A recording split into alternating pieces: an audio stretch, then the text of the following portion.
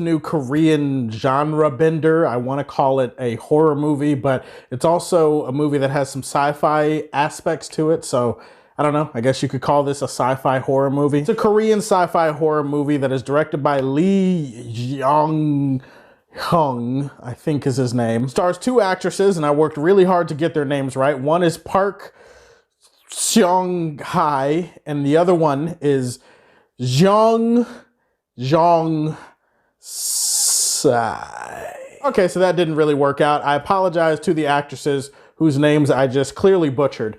But in fairness to them, I butcher everybody's name on this channel. It's just a thing with me. I'm just an ignorant American fuck who can't seem to get the whole names thing down on this channel for however many years now. So I do apologize. This is a movie essentially about a phone call. It's about these two women that are connected in two different times through one phone call. One lives in the 90s and one lives in the modern era in 2020. And each of them has a phone, a house phone, a cordless phone. Through this phone, they find out that they're able to communicate with each other between times. And so it's kind of fun at first. One of them is finding out stuff about the future from the other one. The other one is kind of finding out stuff about the past. But as they continue to share information about the past and future, shit gets complicated, which is another way of saying shit gets real, which is another way of saying there's some messed up stuff that starts happening that starts to affect both past and future. And so that's all I'm willing to say without giving away the goose. I've been dipping my toes into a lot of Korean filmmaking lately, and I gotta say, I've been really, really impressed with a lot of the work that a lot of these Korean filmmakers have come out with. It's just a different style and aesthetic, a different way of approaching filmmaking that is a little bit different from the filmmaking that you would see in a place like America, where I live. There's a lot of really great gems, and this is another one of those really great gems, so I highly recommend that you guys start brushing up on more Korean-based movies, Korean filmmakers. This is an incredibly well-made film with some really great cinematography. I said before that it's a sci-fi movie, but it's also a horror movie. A lot of the shot composition and a lot of the camera work will remind you of a horror movie. Sometimes it'll feel like an art house horror movie with some of the slow pans and the zooms and the close-ups, but some of the visual style in here is going to remind some people of the Butterfly Effect. And I would say that this movie is probably the Butterfly Effect's horror movie cousin. I really love this approach that the filmmaker took as far as giving us information, but also having us question things while it's happening. One of those movies where you'll have questions while you're watching, but then while you're watching, the movie answers your questions and presents a few more. So in that sense, it's a movie that's constantly unfolding in front of you, and I love those type of films. I gotta commend the performances too. One of the actresses, I believe her name is Park Seong-hae or something.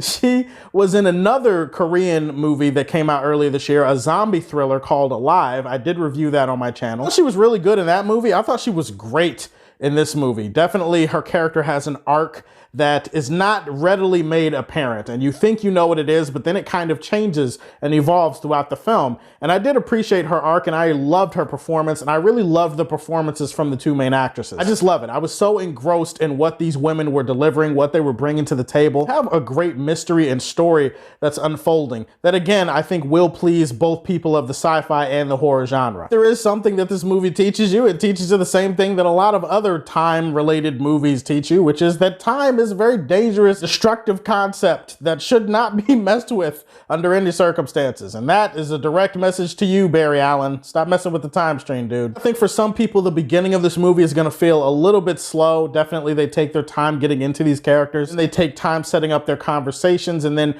as they're trading information, there's some montages, so maybe some people feel like things are moving a little bit slow in the first half hour of the movie. I was engrossed, and I was on board, and this was gonna be one of my favorite movies of 2020. Then the ending happened, and I can't spoil the ending because that's not how I roll on this channel, but the ending just, it frustrated me, it pissed me off, and it left me wanting. It's one of those endings that you could definitely say is open to interpretation, and there's a lot of different ways that you can look at it. There's a lot of different theories. It's one of those endings that's gonna have people talking and discussing what it means and what really happened. Like, I get that aspect of it. For me, it just felt like it tacked on a little bit too much convoluted BS to the end of this movie, and it just left me unsatisfied. Like, I was just sitting there and I was just like, wait, no, because all of a sudden I have questions, and now all of a sudden the movie's not interested in answering my questions. So I'm kind of just left here holding my dick. Like, what the hell, man? Like being with a great woman, and then you get to third base and everything is great, and you have sex and everything is good. You have a relationship. Then all of a sudden she breaks up with you, and then tells you that she has syphilis. It's like,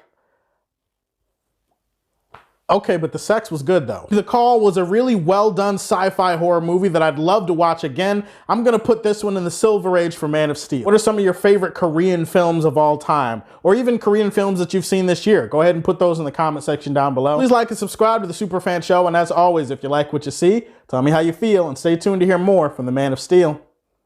Peace.